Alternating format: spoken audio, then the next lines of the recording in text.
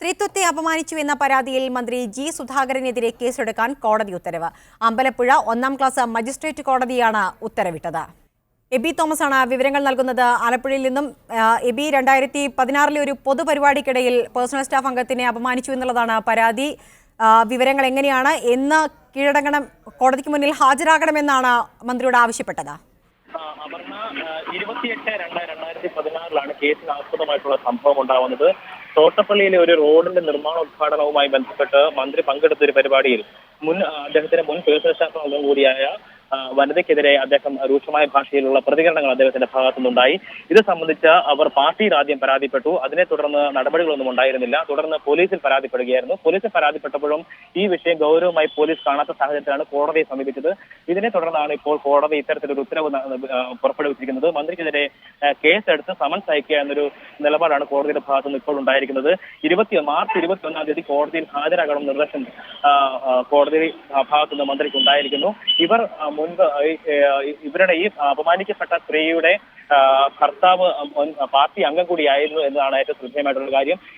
പാർട്ടിയുടെ വിഭാഗീയതയാണ് ഇത്തരത്തിലൊരു പ്രശ്നത്തിലേക്ക് വഴിവെച്ചതെന്നാണ് ഇപ്പോൾ ഈ വനിതയുടെ ഭർത്താവ് ആരോപിക്കുന്ന ഒരു കാര്യം. അല്പസമയത്തിനകം തന്നെ ഇവരുടെ പ്രതികരണങ്ങൾ നമുക്ക് കൃത്യമായ രീതിയിൽ ലഭ്യമാക്കാൻ കഴിയും. ഇതിനാൽ പാർട്ടിയിൽ ശക്തമായ രീതിയിലുള്ള വിഭാഗീയത ഉണ്ടായിരുന്നു. ഇതിനെ തുടർന്നാണ് ഇത്തരത്തിലുള്ള സംഭവം ഉണ്ടായത്.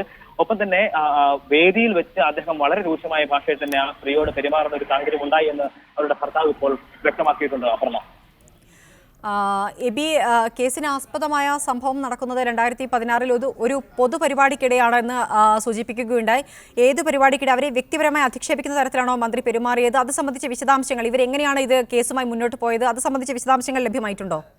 തീർച്ചയായിട്ടും ഇത് അതിനു മുമ്പ് ഈ സംഭവം നടക്കുന്നത് അതിന് മുമ്പത്തെ ഒരു പഞ്ചായത്ത് തെരഞ്ഞെടുപ്പുമായി ബന്ധപ്പെട്ടുണ്ടായ പ്രശ്നങ്ങളെ തുടർന്നാണ് ഇത്തരത്തിൽ ഈ സ്ത്രീയും ഒപ്പം തന്നെ മന്ത്രിയുമായിട്ടുള്ള, ആ സമയത്ത് അദ്ദേഹം മന്ത്രിയായിട്ടില്ല, എം എൽ എയും ഒപ്പം തന്നെ പാർട്ടിയുടെ സ്റ്റേറ്റ് കമ്മിറ്റി കൂടിയാണ്. ആ ഒരു സാഹചര്യത്തിലാണ് സുധാകരൻ അപ്പോഴുണ്ടായിരുന്നത്. ഈ സാഹചര്യത്തിൽ പാർട്ടിയിലെ പ്രാദേശികമായിട്ടുള്ള പ്രശ്നങ്ങളുമായി ബന്ധപ്പെട്ട് ഇവരുമായി സ്വാഭാവികമായിട്ട് ചില തർക്കങ്ങൾ നിലനിന്നിരുന്നു. ഇതിനെ തുടർന്ന് ഇവരെ പാർട്ടിയിൽ നിന്ന് മാറ്റുന്ന ഒരു സാഹചര്യത്തിലേക്ക് വരുന്നൊരു സാഹചര്യം ഉണ്ടായിരുന്നു എന്നുള്ള ഒരു ആരോപണമാണ് ഇപ്പോൾ ഇവരുടെ ഭർത്താവ് ഇപ്പോൾ ഉന്നയിക്കുന്നത്. 2016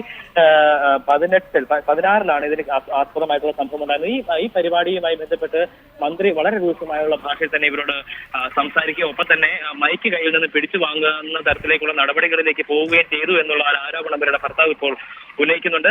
ഇതിനെക്കുറിച്ചുള്ള വിശദമായിട്ടുള്ള വിവരങ്ങൾ അല്പസമയത്തിനകം തന്നെ കൂടുതൽ വിവരങ്ങൾ ലഭ്യമാക്കാൻ കഴിയും. അപർണ, അവരിൽ നിന്നും ലഭിക്കുന്ന പ്രതികരണങ്ങൾ എങ്ങനെയാണ്? അവർ ഏതു തരത്തിലാണ്? കാരണം എബി തന്നെ സൂചിപ്പിക്കുകയുണ്ടായി, കോടതിയെ സമീപിച്ചതും കേസുമായി മുന്നോട്ട് പോവുകയും ചെയ്തു എന്ന കാര്യം. അതിനു മുൻപ് പാർട്ടിയിൽ ഇക്കാര്യം പറയുകയും ചെയ്തു.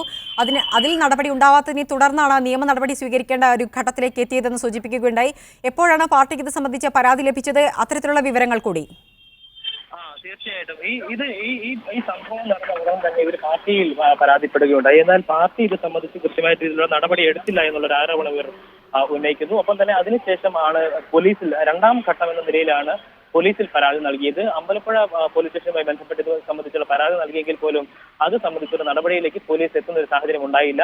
ഇതിനെ തുടർന്നാണ് വീണ്ടും നീതിക്ക് വേണ്ടി തങ്ങൾ കോടതിയെ സമീപിച്ചതെന്നാണ് ഇവർ പറയുന്നത്. ഇതിനായാലും ഒരു തരത്തിലും അംഗീകരിക്കാൻ കഴിയാത്ത രീതിയിലുള്ള സംസാരമാണ് മന്ത്രിയുടെ ഭാഗത്തു നിന്ന് ആ പൊതുവേദിയിൽ വെച്ചുണ്ടായത്.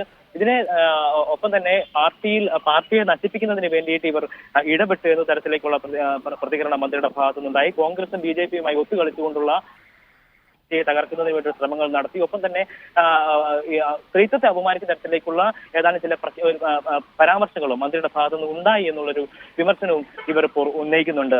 അപർണ, 2016 തോട്ടപ്പള്ളി റോഡ് ശിലാസ്ഥാപനത്തിനിടെ മോശമായി പെരുമാറിയെന്ന് കാണിച്ചാണ് സ്ത്രീ പരാതി നൽകിയിരിക്കുന്നത്. അന്ന് ജനപ്രതിനിധിയായ ജി സുധാകരൻ പൊതുപരിപാടിക്കിടെ മോശമായി പെരുമാറിയെന്നാണ് അവർ പറഞ്ഞിട്ടുള്ളത്. ഈ കാര്യത്തിൽ കുറിച്ച് എബി സൂചിപ്പിക്കുന്നത് ശരിയാണെങ്കിൽ നേരത്തെ ഇവർ പോലീസിൽ പരാതി നൽകുകയും പാർട്ടിയിൽ ആദ്യം പരാതി നൽകുകയും പിന്നീട് പോലീസിൽ പരാതി നൽകുകയും ചെയ്തിട്ടുണ്ട്. പോലീസ് ഇതിൽ ഉചിതമായ നടപടി സ്വീകരിച്ചില്ല എന്ന് കാട്ടിയതിന് ശേഷമാണ് അവർ കോടതിയെ സമീപിച്ചത്.